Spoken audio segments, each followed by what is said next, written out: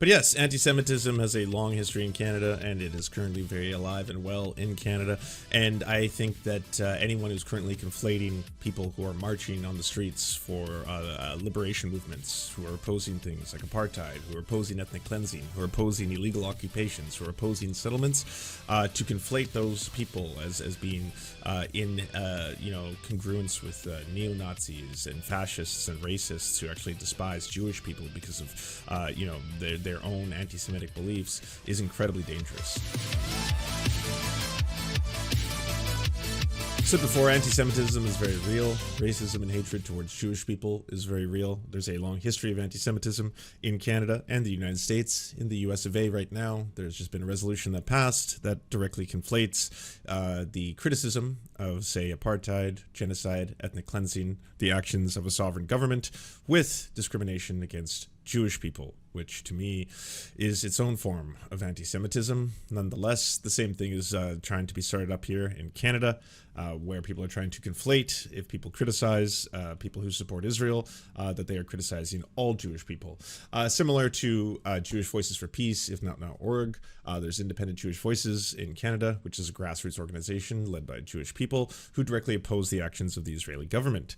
So on the eve of the beloved Calgary tradition, the annual menorah lighting at City Hall, I have learned that the event has been repositioned to be political, and this breaks my heart. This is at Calgary.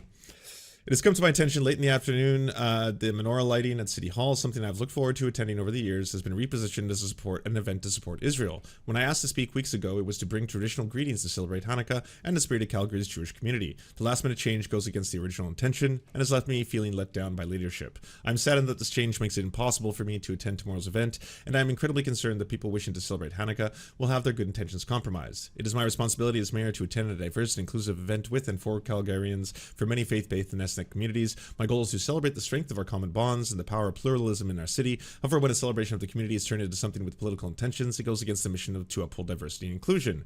Further, in many conversations I've had with Jewish and Muslim leaders, the outcome has been an agreement to engage in an interfaith manner to move forward in peace and prayer. The change of tomorrow's event creates a divide and forces people to choose a side. There are no sides to choose from when terrorists incite violence by murdering innocent Israelis, knowing retaliation will follow and lead to the murder of innocent Palestinians. It is absolutely possible to condemn acts of violence and war without having to choose one community over the other. We have a moral imperative to do so. The killing must stop in Gaza because it is spreading division and hatred far and wide. Eradicating Hamas must come in a different form than mass casualties. My heart remains with Jewish and Palestinian Calgarians who continue to mourn the loss of their loved ones.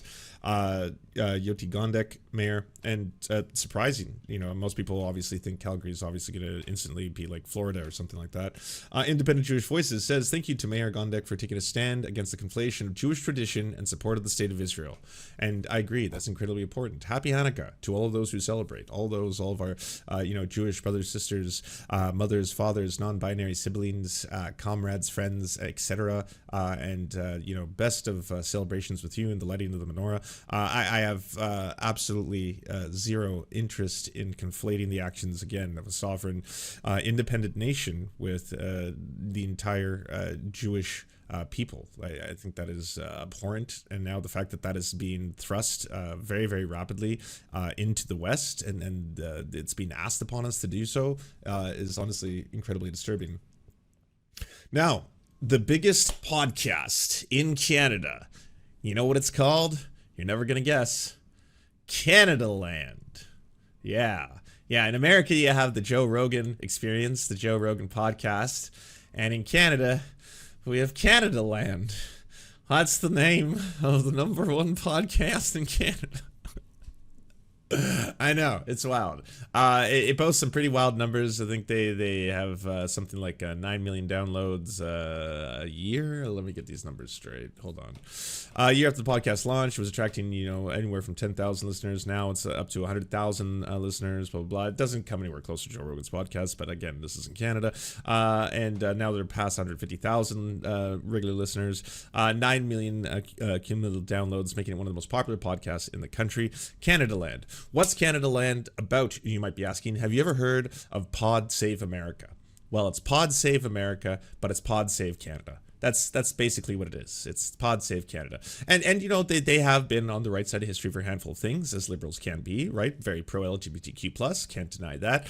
They were certainly very good at bringing attention to a whole bunch of residential school denialism in this country as well, so props to that, tip of the hat. But as of recently, the leader of Canada Land and the entire Canada Land podcast network, because they have tons of podcasts that work for them, I've actually had people drop in my chat before and be like, Lance, why don't you join the Canada Land network? And I've always kind of in my head thought, like, I don't think they'd have me. I'm going to be honest. I think the show's a little too radical to be on like a liberal network, right? But they had a really good series on the history of the police. All right, there you go. More credit where credit is due. Obviously, applying credit where credit is due.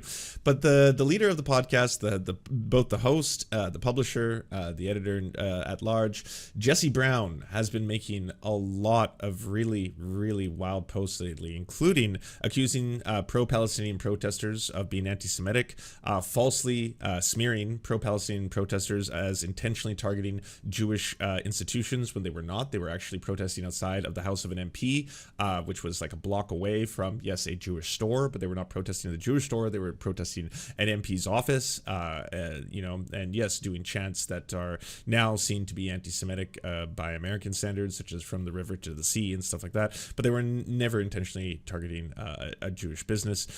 There are anti-Semitic attacks taking place in Canada, and there are anti-Semitic attacks that are ramping up in Canada right now. There has been the firebombing of Jewish institutions. There has been people bringing and shooting up Jewish schools in Quebec, and these are all fucking horrifying, abhorrent, racist as fuck, should be called out and investigated. And you know, the perpetrators of that, the racist assholes, should be charged with hate crimes for doing those things. That's very different than conflating anyone who is saying free Palestine, or holding up a poster of a watermelon, or even, dare I say, brandishing the Palestinian flag and asking for an end to apartheid as being anti-Semitic. They are opposing the actions of, again, a sovereign state, a sovereign government.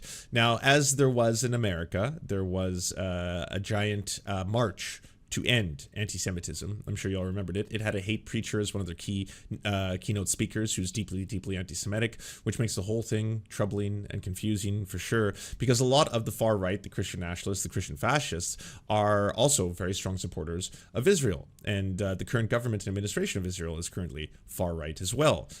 So it goes to show you that, yes, political ideologies are separate, say, from religious doctrines, as well as, groups of people from different ethnic backgrounds. They can absolutely be separated. There are very, far leftist Jewish people. There's far leftist Muslim people. And there are many activists from both sides who are currently opposing, again, the actions of the Israeli government independently. But anyways, Jesse Brown put this out.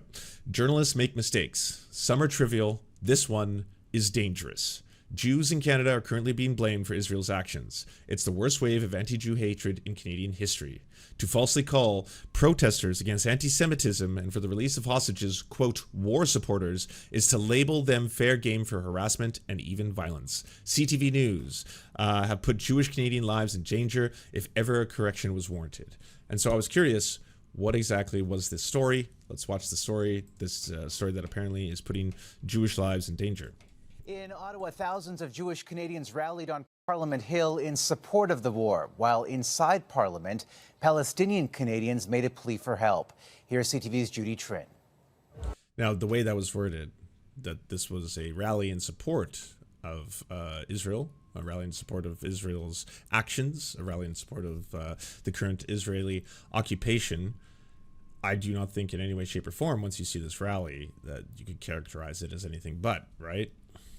Bring them home! Bring them home! Underneath the Peace Tower, a call for the release of hostages and an end to anti-Semitism in a show of unwavering support for Israel. Hamas needs to be removed from power. Their ability to harm Israel has to come to an end. Calling for a ceasefire is calling for the state of Israel to be vulnerable and for the Jews of Israel to live in fear. The rally got off to a rocky start after one company did not send 17 buses scheduled to transport hundreds of people from Toronto, even though they were paid to do so. But thousands of people did make it, including the family of Judy Weinstein-Haggai, the lone Canadian believed to be held hostage by Hamas. We want to hold her, we want to embrace her, we want to help heal her wounds. Inside Parliament, a quieter plea from Palestinian Canadians. With the support of the NDP, they want the federal government to get their loved ones out of Gaza. Canada can bring in a special immigration measure immediately to allow for Canadians and people here in Canada with loved ones to reunite. Isra Al-Safin is among those pleading for visas for her extended family members trapped in Gaza. Her brother Ahmed died in an explosion while following an Israeli evacuation order. His wife and baby survived. Al-Safin has 9 relatives she wants to bring to safety. Mr. Prime Minister, I will never forgive you or forgive anyone in this world have a chance to save my family and fail to do so. Palestinian Canadians say they are asking for equal treatment. Canada did create special immigration programs to help Ukrainians escape Russia's bombs and for Afghans fleeing the Taliban. Omar. All right, Judy, thank you. So that was the reporting. That was the whole thing, start to finish. You just saw the segment. I don't think it was in any way, shape, or form an intentional, smear or racist or hate-filled, segment that was intentionally targeting Jewish people. I think what is being done with this post is directly conflating people who are in support, again, of Israeli military action with all Jewish people. When again, there are multiple organizations, especially in the U.S. and Canada, led by Jewish people who are opposing Israel's actions. It's this conflation that we consistently see. This comes from one of Canada Land's own reporters, by the way, Jonathan Goldsby. Excerpts from the speeches at the rally. "Together we shall defeat our enemies. Israel is at war, a war which it shall win." Quote, "The struggle that we fight today is the most justified fight ever." Quote, "We are going to destroy Hamas. We are going to bring our people back home, and we are going to win." This sounds as if the protest was in favor of the current conflict. Yeah. I don't have to go as far as saying that if you are, proudly displaying a lot of Israeli flags while you're doing that, while you're at a march or a rally at the very same time, that most likely there is an implication being done that, this has to do directly with what the actions of that independent government support. I also wanted to show you from the article itself, speaking about the rally. Probably everyone here is someone they know in Israel, said Ranki Ilkind of Toronto, gesturing the crowd of thousands. What's really important is that we need to stand together as Jewish people. The crowd booed at the mention of members of parliament who have called for a ceasefire. Very similar to the march against anti-Semitism that took place in the U.S., where again, when I believe was it Richie Torres who was speaking about how the bombing campaigns, blah blah blah, people started chanting no ceasefire, which again that would imply that the people attending this rally are again in support of the military actions of the government of Israel. And it happens to be, in this case, Jesse Brown and Canada Land who are directly equating that with all Jewish people. I did want to quickly talk about the history of anti-Semitism in Canada, because like I said, it is very real, and oftentimes Canada gets a pass when it comes to its incredibly racist history. Anti-Semitism is an attitude characterized by hostility and discriminatory behavior towards Jewish people. Anti-Semitism has a long history in Canada in feeling discrimination and unfair treatment against Jewish Canadians. Anti-Semitism in Canada has rarely been restricted to the extremists of society, rather it has also been part of the mainstream, shared for varying degrees by all elements of the nation. Until the 1950s, it had respectability. Few people apologized for being anti-Jewish. Expressions of anti-Semitism were heard in the halls of parliament, read in the press, taught in some schools, and absorbed in some churches. The earliest recorded manifestation of anti-Jewish sentiment in Canada was the expulsion in 1808 of Ezekiel Hart from the Quebec legislature. Though this may have been more the result of his politics than his religion, a major exponent of the anti-Semitism in the 19th century was prominent writer and critic Goldwyn Smith. A pathological anti-Semite, Smith disseminated his hatred in dozens of books, articles, and letters. Jews he charged were parasites and, quote, dangerous to their host country and, quote, enemies of civilization. His anti-Jewish tirades helped set the tone of a still unmolded Canadian society that had a profound impact on young Canadians, as William Leon Brown, Mackenzie King, Henry Bourassa, and scores of others. Indeed, in 1905, the most explicitly anti-Jewish speech in the history in the House of Commons, Henry Bourassa, borrowing heavily from Smith, urged Canada to keep its gates shut to, quote, Jewish immigrants. Anti-Semitism was particularly evident in Quebec, where the Catholic Church associated Jews with modernism, liberalism, and a host of other dangerous doctrines. From the 1880s through the 1940s, Catholic journals such as La Vérité, La Semaine Religieuse, et l'Action Sociale, as well as activities such as Jules Par's Trivial, helped spread anti-Jewish sentiment throughout the province. The most notorious early incidents of violence against Jews occurred in Quebec City in 1910, following a particularly inflammatory address by well-known anti-Semite Joseph Playmonton, and some audience attacked Jewish storekeepers and damages their businesses. Aggrieved Jews launched a civil action against Playmonton. 4 years later, the courts awarded them minimal cost, but the onslaught continued. Leading from the attack in the 1920s was respected French-Canadian intellectual Abbé Léonon Roule, and a savage denunciation of the Jews influenced the province's intellectual elite, including clerics, politicians, teachers, and journalists. Not only were the Jews denounced in the Catholic press, but popular newspapers created the Achat Chez Nous movement, an attempt by the church and nationalist leaders to institute a boycott of all Jewish businesses in the province, thus forcing the Jews to leave. As well, since Catholic and Protestant clergies viewed Quebec as a Christian society, Jews were barred for years from various school boards. Though these anti-Semitic campaigns were concerted and forceful, at the time Jews only made up 1% of Quebec's population.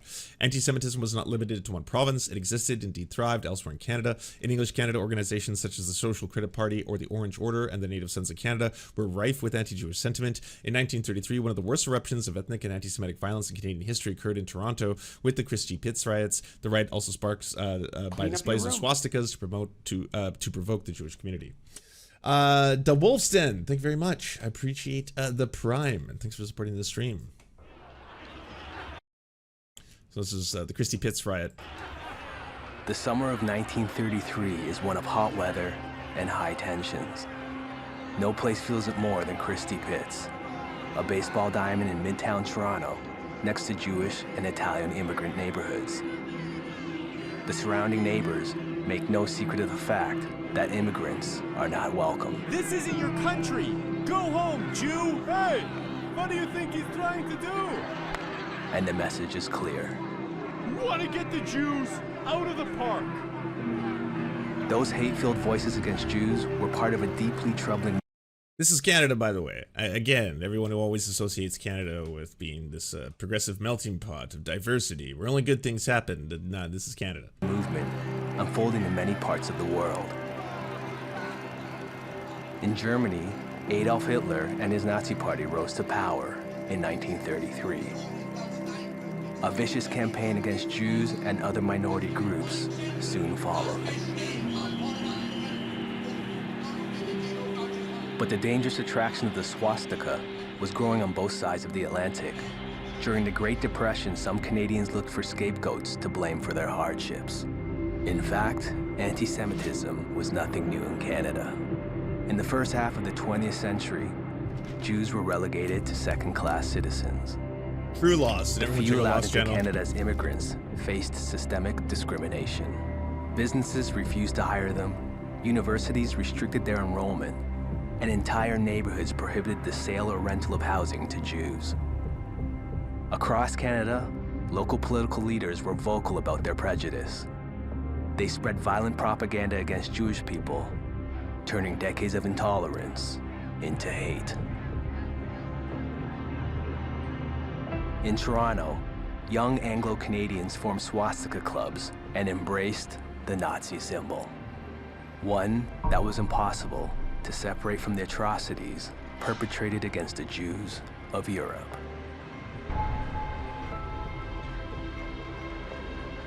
In protest. The same thing was happening in America, by the way. You can see like actual full-blown like Nazi-style rallies taking place, leading up to the Second World War. And it's like, again, people like to disassociate because we've gotten this big distance from history. And it's like, well, the Nazis were the bad guys. We all agree upon that now. They were bad. We got rid of them. Fascism defeated, right? And so, yeah, we can all agree. Even though that's suddenly becoming controversial now, or at least the far right and the white supremacists are trying once again to do that whole kind of like, well, what even is a Nazi? You leftists call everything you don't like Nazis. As against Hitlerism, Jews took to the streets.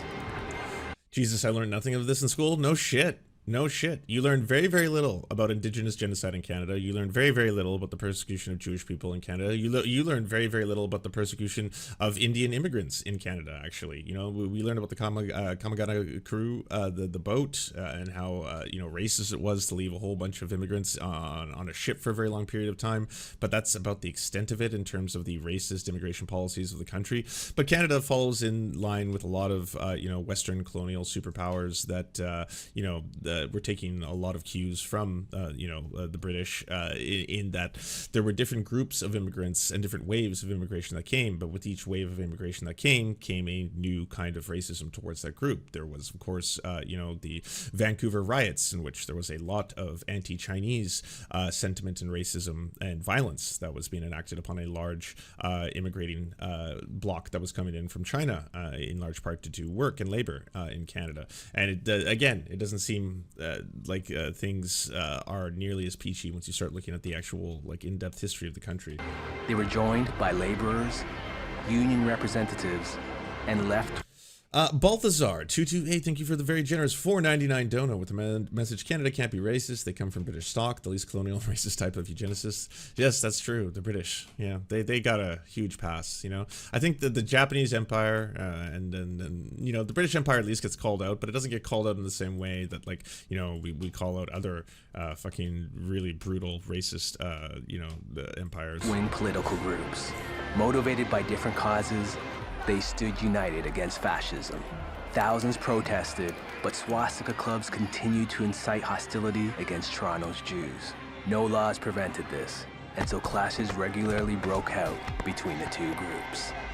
That was the backdrop to August 16th, 1933, as Chrissy Pitts seemed ready to explode. At the Ball Diamond, fights erupt in the stands.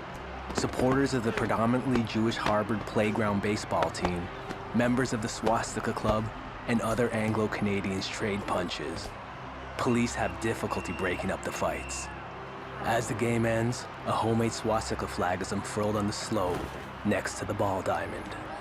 The swastika! The swastika! It's the spark. Again, Canada. This is a Nazi Germany. This is taking place in Canada. That ignites all tensions. The swastika came at the end of the ball game. All hell broke loose. When this race riot broke out, it really broke out. All I saw was people getting hit. The bats all disappeared. We had 15 bats and they were all gone. The riot quickly spills out of the ballpark. Truckloads from Spadina Avenue came up. Now there were some tough guys down there. Reinforcements arrived to support both sides. Italians and other immigrants persecuted by the Anglo majority fight alongside the Jews. Violence explodes across the night. For 6 long hours, thousands of people fill the streets of Toronto, with Jews, Italians, and others taking a stand against racist ideas of what it means to be Canadian. After the unprecedented violence, Mayor William James Stewart promises to prosecute future displays of the swastika. It's a small victory, paid for with black eyes and broken bones, but it's one of Canada's first anti-hate policies. Other lessons from the riot take longer to learn. Of the Western countries that 1939, 907 Jewish refugees aboard the St. Louis, where they were denied entry into Canada. This one was taught in schools, by the way. Took in refugees during the Second World War. Canada accepted the smallest number of Jews fleeing Nazism. Remember that, because we do like to pat ourselves on the back, especially in our public education system. We like to say that we were actually the ones who won World War II. You know, if it wasn't for the Canadian brave soldiers who volunteered to, you know, join and defeat Adolf Hitler, I mean, you know, so many campaigns would not have been successful, and the many contributions that incredible, brave Canadian scientists also made towards the war effort. But at the same time, it's like, yeah, but like this is coming from a country that was also deeply, deeply anti-Semitic.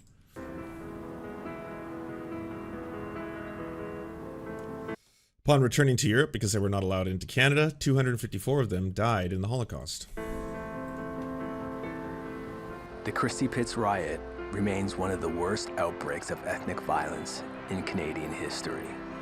The Jews and Italians who took to the streets that hot summer night in 1933 fought for the Canada we live in today. Oh, there it is. One that recognizes multiculturalism there it as is. a strength. Oh, yeah. Give it That to me, struggle baby. continues to be Give our me that fucking responsibility, maple nationalism. as hate crimes against Just Jews pour it in my veins. are still widespread across Canada.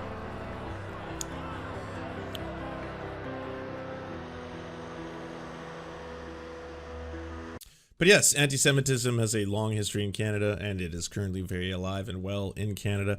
And I think that anyone who's currently conflating people who are marching on the streets for liberation movements, who are opposing things like apartheid, who are opposing ethnic cleansing, who are opposing illegal occupations, who are opposing settlements, to conflate those people as being in congruence with neo-Nazis and fascists and racists who actually despise Jewish people because of their own anti-Semitic beliefs is incredibly dangerous. It is perfectly, I would say, in the best I cannot think of something more dangerous than to continuously conflate the actions of a sovereign nation with an entire group of people. You hear people do that when they are incredibly xenophobic. You hear people do that towards Muslims, right? All of a sudden it's like, yeah, well, ISIS equals Muslims. And then it's like, well, no, it doesn't. There's extremist groups amongst all religions, even religions that we think are peaceful. There's even extremist Buddhists, and that sometimes shocks people to learn. You don't ever associate all Christians with, the actions of, say, Coney or some other warlord who is doing things in the name of the Bible, but is also doing a lot of horrifying things, like recruiting child soldiers and stuff like that. But we don't say that represents all of Christianity. That's every single Christian is the exact same as that one organization or one group, right?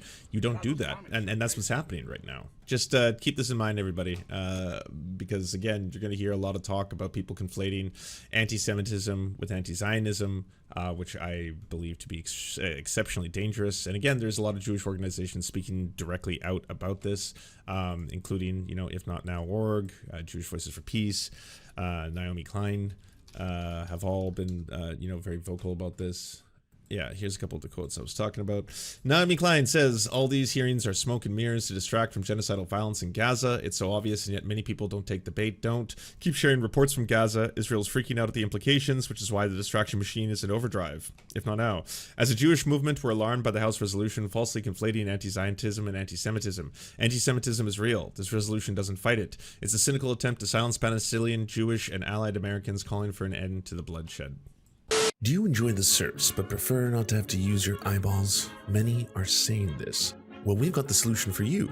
It's the Serf Times in podcast form, available on most major podcasting networks now. If you enjoy it, please consider leaving a good review and feedback because it really helps the show out, apparently, and it's free, just like the podcast. Thank you so much for watching, everybody. This show is produced by amazing people like you. And if you want to help us out, please consider donating over at patreon.com/theserfs. The show is made possible thanks to Amazing Fletch, Anna Loves Riley, Ariane McCarthy, Cheryl Alvarez, Doug Cady, Everything Important, Hagbard Celine, Lamidia Panza, Matthew Scarborough, Multimondi, Omni, Peanut Butter Blondie, Political Pappy, Quiet 185, Rachel K, Riley and Anna, Roller Dragon, Ruby K, Sir Nickus, Spinach Monster, Stellar Vision, Sebastian Demo, Tech Tink, TrevBot EXE, Words Greenwood, and not to mention all of the amazing and fabulous people you now see before you.